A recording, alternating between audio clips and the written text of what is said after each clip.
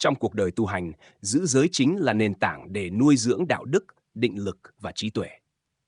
Ai không giữ giới, người ấy dù có tụng kinh cả ngày cũng không thể bước vào cánh cửa giải thoát. Giới như đất mẹ nâng đỡ tất cả pháp lành. Không giới, mọi công hạnh khác đều là vô nghĩa.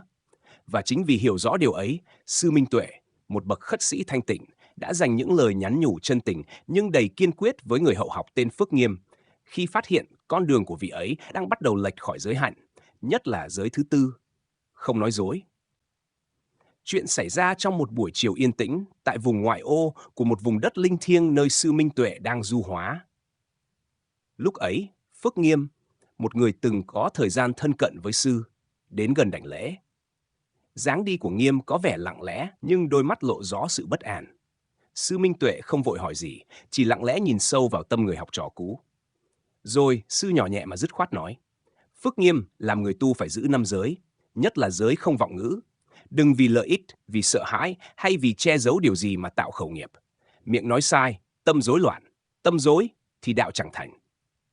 Giới vọng ngữ tưởng là nhỏ, nhưng thực chất là nguồn gốc của mọi đổ vỡ trong đời sống tu hành. Đức Phật đã dạy rất rõ, này các tỳ kheo, người phạm giới vọng ngữ là người đào hố trong tâm mình, khiến hố ấy càng lúc càng sâu, cuối cùng rơi vào ác đạo mà không biết. Kinh Tăng Chi Bộ. Phước Nghiêm khi nghe đến đây, thoáng ngẩng đầu nhìn, ánh mắt dường như dâng lệ. Sư tiếp lời, ánh nhìn vẫn từ bi nhưng cứng rắn.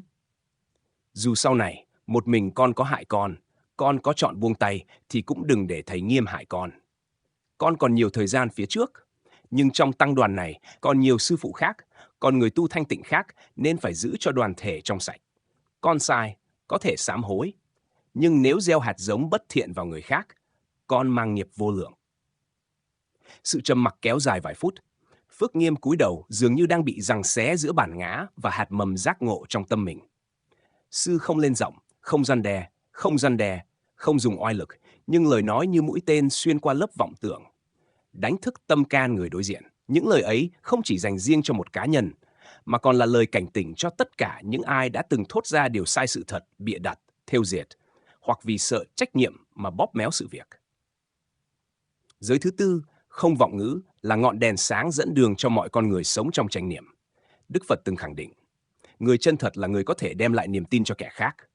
Một lời nói dối dù nhỏ cũng làm lung lay cả ngọn núi niềm tin.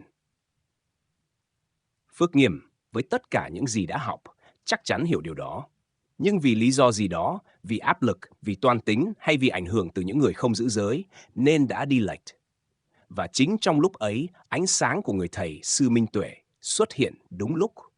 Một người tu, nếu phạm giới mà không sám hối mà còn tìm cách biện minh, che giấu hay đổ lỗi, thì dù có mang y, dù có cạo đầu, vẫn không khác gì người thế tục. Sư Minh Tuệ từng dạy, hình tướng không giữ được tâm, chỉ có giới hạn mới giữ được con đường. Người nào còn thấy giới là gánh nặng, người đó chưa thật sự muốn giải thoát. Trong lời khuyên với Phước Nghiêm, Sư không hề nhắc đến tội, không dùng ngôn ngữ đao to búa lớn, nhưng từng lời là từng ánh đèn chỉ lối cho người đang chìm trong sương mù của vọng ngữ, vọng tâm. Sư nói thêm, thầy không giận con, không ai giận con, nhưng con phải thương mình. Con phải bảo vệ tâm mình trước khi con tìm cách bảo vệ hình ảnh mình. Vì hình ảnh có thể được tán thán hôm nay, nhưng nếu tâm ô nhiễm thì một ngày nào đó tất cả sẽ sụp đổ.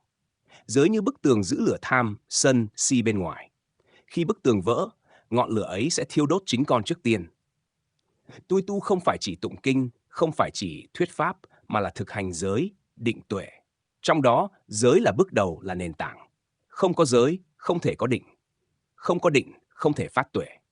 Không phát tuệ thì chỉ là chiếc thuyền mục gỗ trôi dạt trong vô minh.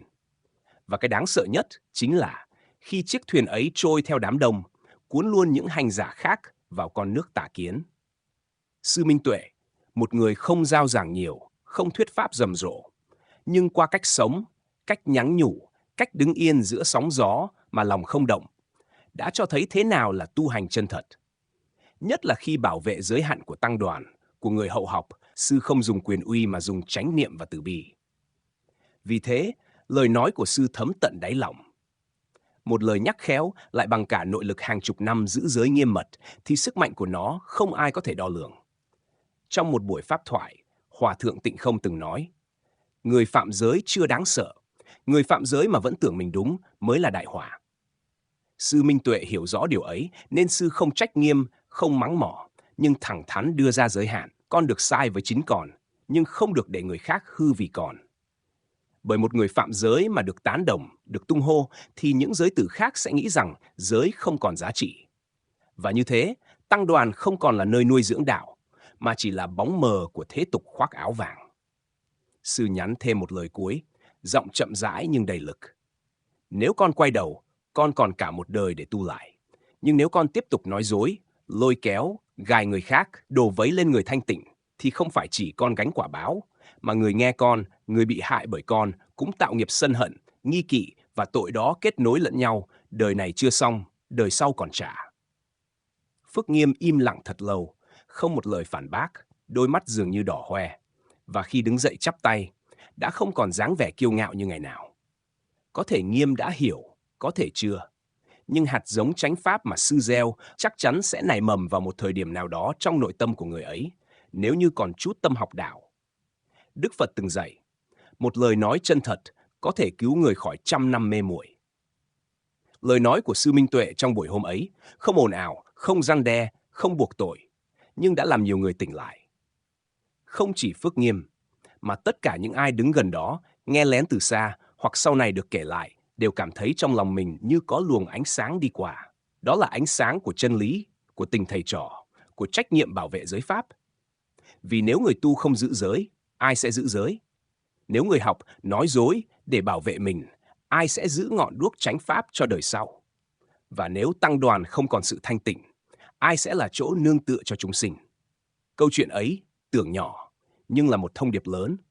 Thông điệp về giá trị của giới, của sự trung thực và của một bậc chân tu, dẫu đang sống trong thời đại ồn ào, vẫn âm thầm làm công việc thắp sáng chánh pháp bằng chính đời sống của mình.